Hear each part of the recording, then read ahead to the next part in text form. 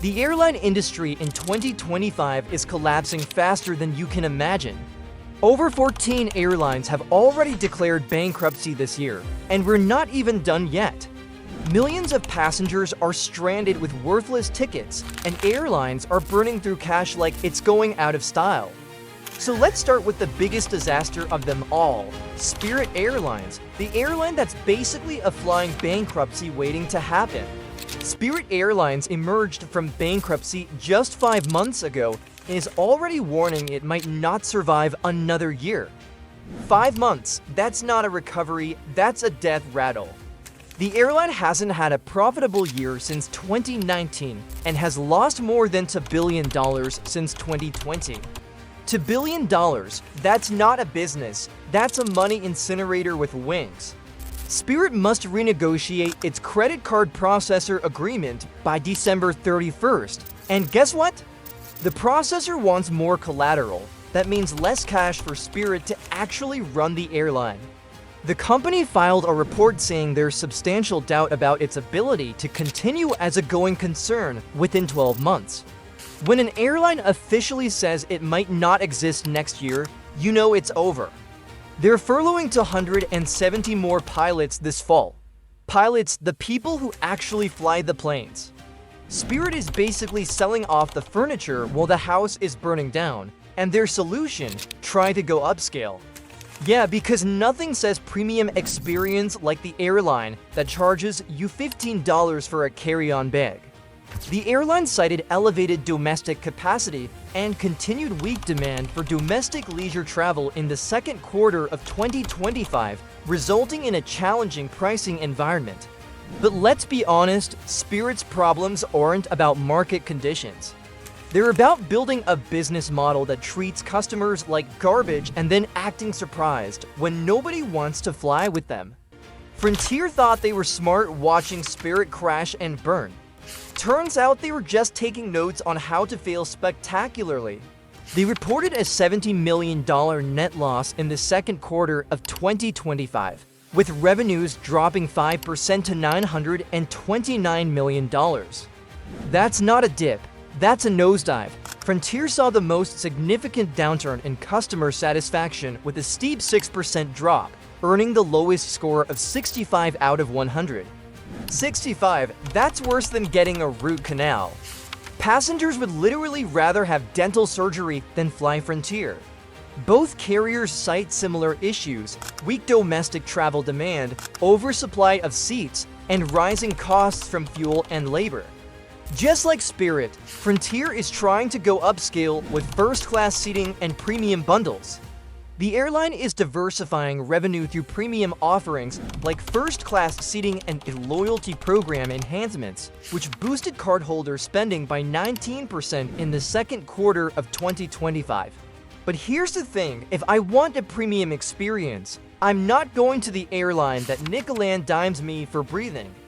Their CEO Barry Biffle claims they'll be the last man standing in the ultra-low-cost space by 2026.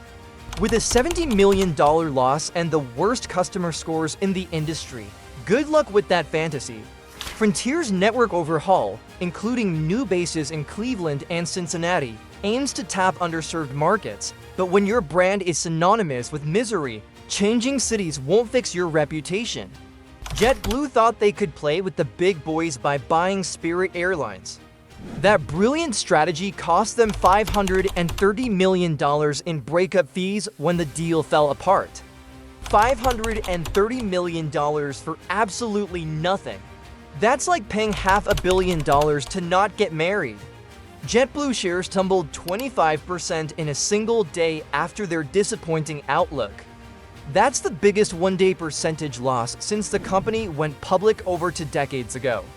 When your stock drops a quarter of its value in one day, you're not restructuring, you're free-falling. CEO Joanna Jarity told staff it's unlikely the company will reach break-even operating margin in fiscal 2025. She literally told employees the airline can't make money. The airline last posted an annual profit in 2019. We're talking about 6 years of consecutive losses. Macro-axis analysis shows JetBlue has a 26% likelihood of financial distress. That's not a business plan, that's a countdown to bankruptcy. JetBlue has been looking for ways to increase revenue and cut costs after federal judges blocked its planned acquisition of Spirit and its Northeast alliance with American Airlines.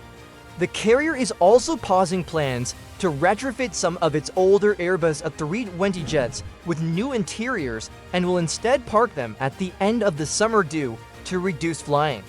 When you're parking planes instead of flying them, you're not growing, you're shrinking.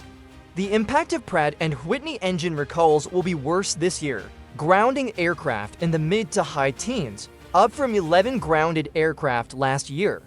JetBlue can't even keep its planes in the air because of mechanical problems. How do you run an airline when your planes don't fly? Southwest used to be the airline you could count on. Cheap, reliable, no frills but honest, those days are dead and buried. The airline that built its reputation on being different is now desperately trying to be like everyone else by adding assigned seating and premium cabins. Southwest reported losses in the first quarter of 2025 despite supposedly being one of the resilient carriers. They're cutting flight schedules for the second half of the year due to lower demand. This is Southwest, the airline that used to laugh while other carriers struggled. Now they're joining the losers club. For decades, Southwest stood apart with its unique open seating system. Now they're abandoning everything that made them special because their research shows customers prefer assigned seats. Translation: we're giving up our soul to chase market share. When you start copying your competitors instead of beating them, you're already dead. Southwest is also battling a lawsuit from the Department of Transportation over chronically delayed flights, as well as delivery issues stemming from its exclusive use of Boeing aircraft. The airline that built its success on operational reliability is now getting sued for being unreliable. The irony is almost too perfect. American Airlines posted a $473 million loss in the first quarter, the deepest cut among major carriers. But here's the kicker, this wasn't just bad luck. American actively sabotaged themselves with the dumbest distribution strategy in aviation history. They alienated travel agencies and corporate customers by forcing them into their preferred booking system. The result, a $1.5 billion revenue hit in 2024. $1.5 billion, that's not a strategy, that's corporate suicide with a PowerPoint presentation. Americans' executives literally had to go around the country apologizing to customers and partners. They fired their chief commercial officer and started what they internally called the apology tour. When your business strategy requires a nationwide apology tour, you've already lost. The airline was also affected by softening demand for domestic leisure travel, the fatal collision in January near Washington, D.C. American withdrew its 2025 financial guidance, citing economic uncertainty. When you can't even predict your own performance, how can investors trust you with their money? American's revenue performance was driven by continued strength in international unit revenue, which was up to 0.9% year over year, but that wasn't enough to offset the domestic disaster. The carrier is still reeling from the fallout of a botched distribution strategy and spent much of last year working to reset that strategy. While everyone was watching Spirit and JetBlue crash and burn, Alaska Airlines quietly joined the losers club with first quarter losses. This is Alaska, the airline that's supposed to be competent and reliable. If Alaska can't make money, who can? Alaska serves markets that other airlines ignore, which used to be their strength. Now it's their weakness. When the economy tightens, business travel to Alaska and the Pacific Northwest gets cut first. Alaska built their network around routes that are nice to have, not need to have. Alaska is still digesting its acquisition of Hawaiian Airlines, and that integration is proving more expensive than expected. Merging to different airline cultures, fleets, and route networks while losing money is like trying to renovate your house while it's on fire. The airline also faces operational challenges in its core markets. Alaska's hub in Seattle is congested, and the airline struggles with weather delays that cascade through its network. When your main hub can't handle normal operations, expansion becomes impossible. Air Canada reported a 102 million Canadian dollar loss, pulling in 5.2 billion in revenue that was down 1% from last year.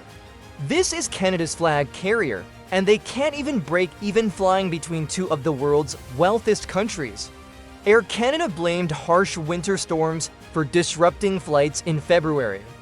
Really, winter storms in Canada, who could have seen that coming? It's like a Florida airline being surprised by hurricanes. If you can't handle winter weather in Canada, you're in the wrong business. Air Canada has all the advantages: government support, protected routes, wealthy passengers, and they still can't make money. When you have every possible advantage and still lose money, the problem isn't external factors, it's management incompetence. The airline's operations were heavily affected by harsh winter storms that disrupted domestic and US-bound flights in February. But weather is predictable, especially in Canada during winter. A competent airline plans for these disruptions and builds them into their operational model. Consumer confidence plummeted from 109.5 in December 2024 to 92.9 by March 2025. Repossession rates are up 28% year over year. Loan rejections are exploding, with 1 in 5 applicants getting denied. The Pratt & Whitney engine recalls are grounding aircraft faster than airlines can replace them. People who can't afford to fly don't really trade down, they just stop flying, leaving mostly business travelers and loyalty point users up for grabs. An oversupply of domestic seats has triggered fare wars, with ultra-low-cost carriers like Frontier and Spirit hit hardest. United CEO suggested that rising labor costs could render the ultra-low-cost model unsustainable. Larger carriers like United and Delta, with diversified revenue from premium cabins and loyalty programs, are better equipped to weather these storms. Only the premium airlines like Delta and United are making real money because they figured out that people will pay for quality, but they won't pay premium prices for garbage service. The airlines that survive will either go full premium or find a way to actually deliver value instead of just promising low prices. These airlines built their business models on being cheap and nasty, and now they're trying to go upscale while keeping their reputation for terrible service. You can't put lipstick on a pig and call it premium. The airline industry's race to the bottom is finally hitting the bottom, and these carriers are getting buried alive. The airline industry in 2025 isn't just experiencing turbulence, it's in a death spiral. When airlines that have been around for decades start warning about their survival, when stock prices drop 25% in a single day, when CEOs have to go on apology tour, you know the end is near. Hit subscribe because this aviation apocalypse is just getting started, and you won't want to miss which airline crashes next.